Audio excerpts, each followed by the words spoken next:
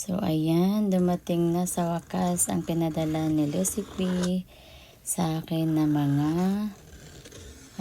gulay. Yan po ay, ang laman ng box na yan ay bamboo shoots. So, yun. Kaya, yun, bubuksan na lang muna natin para makita natin kung ano ang laman. Kasi usually pag nagpapadala yan si Lucy P, ano yan, may mga paano yan siya.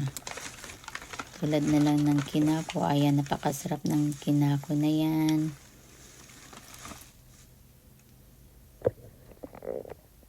Dalawang supot na kinako. Thank you so much, Lucy P. And guys, kung sino hindi pa nakapag-subscribe kay Lucy P, ayan, pa-subscribe na lang din po sa kanya. Napakabait po na tao na yan. Isa po siyang Japanese friend natin sa YouTube. And then, ayan na. Ayan na, napakalaki niya guys. Ang daming laman kaya ng box na yan. Mga malalaki pa talaga. Galing yan sa ano niya, sa farm. Fresh pa talaga yan pinapadala sa akin. Dumating sa akin yan after 3 days yata. 2 days or 3 days. Ayan. Then, ipapakita ko lang sa inyo yung paano pagbalat kasi hindi pa niya binalatan. So, ako lang muna ang magbabalat niyan dahil ang hirap magbalat kaya niyan. Grabe ang ano kaya niyan, ang tigas-tigas. Pero masarap siya.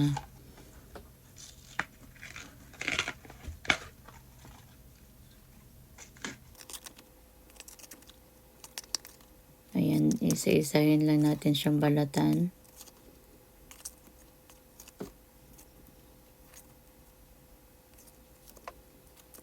Ayan, and then ipapakita ko lang sa inyo guys yung paano ang ginawa ko dyan. Kasi sa sobrang dami ba niya, kaya hinati-hati ko na lang siya sa pagluluto. Pinakuluan ko lang muna siya. So, hindi ko lang siya naisama dyan. Sana makita nyo pa rin kung paano ko siya pinakuluan hanggang sa pag-preserve ko na sa ref para magamit natin siya ng ilang araw or kung kailan natin gustong may gawin na pang-ulam.